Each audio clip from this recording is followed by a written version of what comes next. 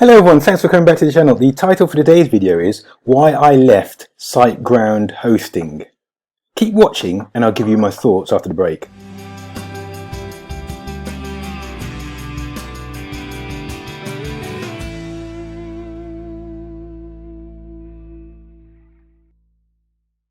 Hi everyone, today's topic, why I left Siteground Hosting. Now Siteground is a web hosting company. And they have a good reputation. I'm going to give you an overview of my thoughts on their service generally, and then I'll talk about the reasons why I left. And if you haven't subscribed already,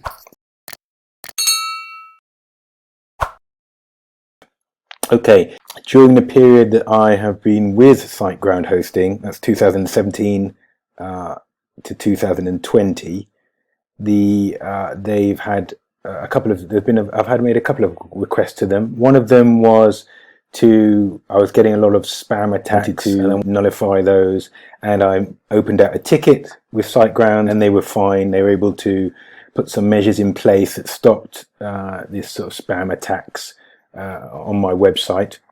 That's marketingfundamentals.com, and that was good. They were effective with that. I mean, I think that's a standard requests that I've made of other companies, Bluehost being one of them, and they've been able to deal with that. So Siteground did deal with that effectively. Another request I made during this period, 2017 to 2020, I created an additional website which I wanted parked and hosted by Siteground. So I added another WordPress website, and that was fine.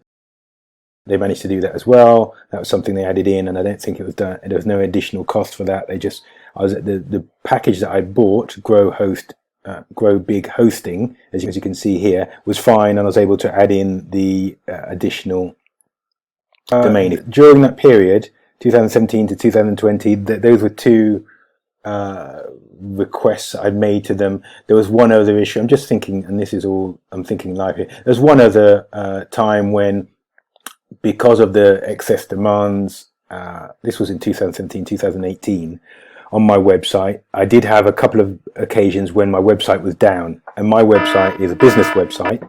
I need that to collect and collate leads and prospects, so I don't need my website to be down. It was down, and then I opened a ticket with Siteground, and they were able to restore my website after, let's say, a couple of days on both occasions. So during that period, those are probably that's my recollection of issues or customer service requests that I've made to Siteground. So that's probably about 4 over that period of time. So most of the time it's just been ongoing in the background, as it would be for any other business owner.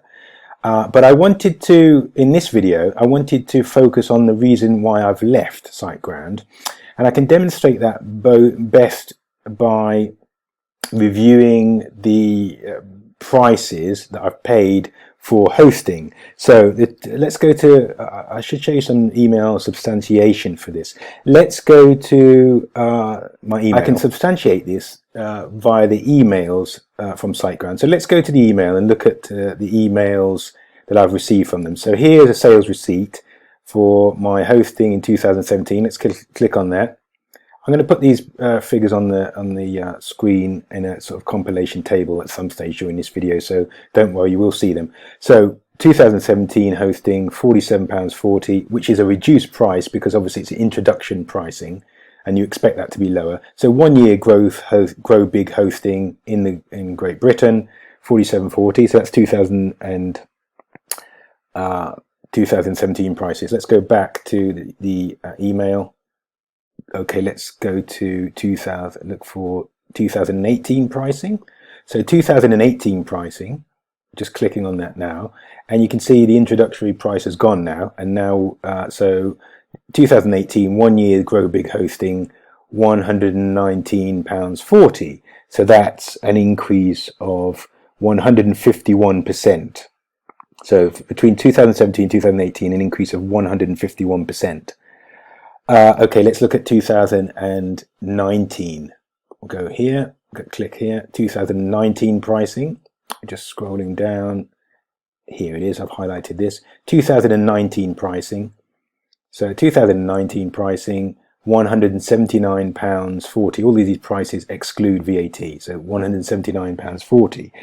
And that represents an increase of 50% on the 2018 prices, 50.25 to be precise, on the 2018 price. So between 2018 2019, it's gone up another 50%. So the first year it went up 151%, and the second year it's gone up 50%. Okay, shall we look at 2020 pricing? So 2020 pricing here for 12 months is 239.88, and that excludes VAT, and that would represent another increase of 33.71%. So just to summarize that for you, 2017 to 18, 151.89% increase. 2018 to 19, 50.25% increase in hosting charges. 2019 to 2020, 33.71 increase in hosting charges. So if I wanted to factor in the price of 2020 hosting to compare it to 2017, and that, if you remember, that was the £47.40 hosting price.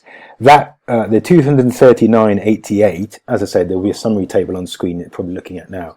The 2020 price has increased 406% in the 3 years from 2017 to 2020, which is ridiculous. 406% in 3 years, the hosting's gone up.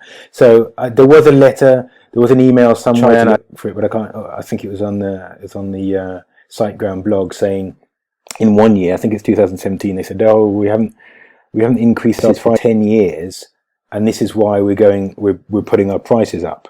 That was the letter that they sent, or the email. It's clearly not the case. If they've gone up 151%, 50%, and then 33%, they're increasing their prices every year, and there's not that demonstrable increase in service. The customer service is okay. Is it exceptional? No. Is it much better than other companies? No. So I don't feel that these price increases, regular prices increases, and quite high price increases, are not like 10%. I think any business owner, any customer would absorb a 10% increase perhaps each year. Okay, so you can understand your operating costs may have gone up, but these massive price increases is the reason why I've left Siteground. And as I say, between 2017 and 2020, 406% increase in hosting charges. It's absolutely ridiculous. They must be thinking their customers are fools.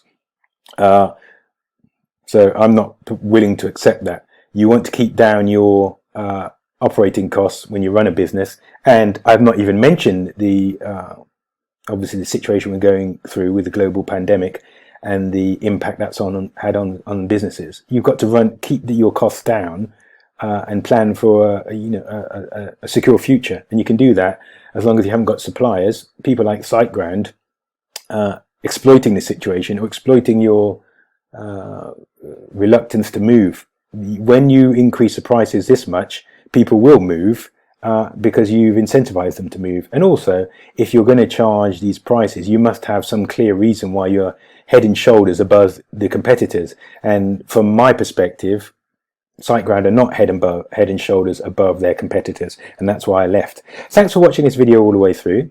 If you've got value out of it, please give me a like.